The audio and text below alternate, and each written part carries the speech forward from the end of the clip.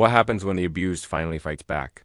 The morning air was heavy, almost suffocating, when a voice tore through it like a whip. Lieutenant Reid?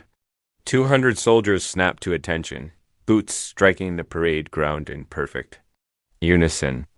In the center stood Lieutenant Reid, chin high, shoulders locked, while the man who had made her life hell stepped forward, Colonel Briggs. Impeccable uniform, eyes burning with contempt. You've embarrassed this unit, he growled, standing so close she could taste the venom in his words. The rows of soldiers didn't move, didn't breathe, but every one of them felt the tension crackle between them. Like a live wire, Briggs' hand twitched. Was he really going to strike her? Reed's heart pounded, but she didn't flinch. This ends today, a voice inside her said. Hours from now, they wouldn't remember his rage, only the sound of bone snapping. But how had it come to this? Reid had clawed her way up the ranks, defying every expectation. First in her family to serve, first woman in her battalion to lead a full company, but the price? Endless humiliation at the hands of a man who saw her as a threat, not a leader. Briggs made her every day a trial.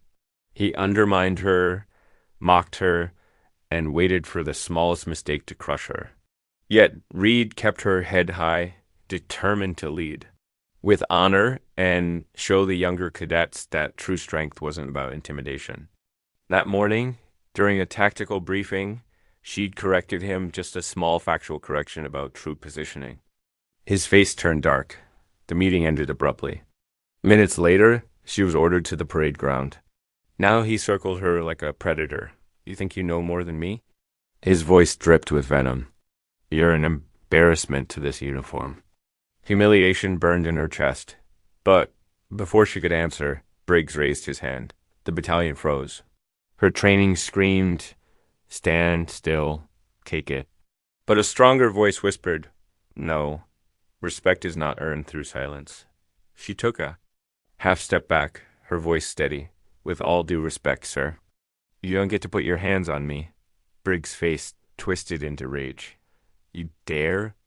He lunged, hand swinging down. Time slowed. Reed's instincts took over. She caught his wrist mid-swing, twisting, redirecting, moving as she trained. 1,000 times. The colonel stumbled, shock flashing across his face. Stand down, sir, she said, calm as stone. But he didn't. He yanked forward, desperate to overpower her. That's when Reid made her choice. She would not be the victim anymore. In one sharp motion, she locked her shoulder into the twist. Crack. The sound echoed across the parade ground. Briggs collapsed, clutching his broken arm, his fury replaced by disbelief. The silence that followed was deafening. 192 soldiers stood frozen, witnessing history. Minutes later, military police escorted the colonel away. Number. One spoke. But Reid felt their eyes, some fearful, others filled with quiet respect. She exhaled, squaring her shoulders. Whatever came next, she would face it. The days of silent endurance were over. Reid turned to her company, her voice clear. Fall. Out. For the first time, 192 soldiers moved, not for the colonel, but for her. But here's the real question. What happens to Lieutenant Reid now?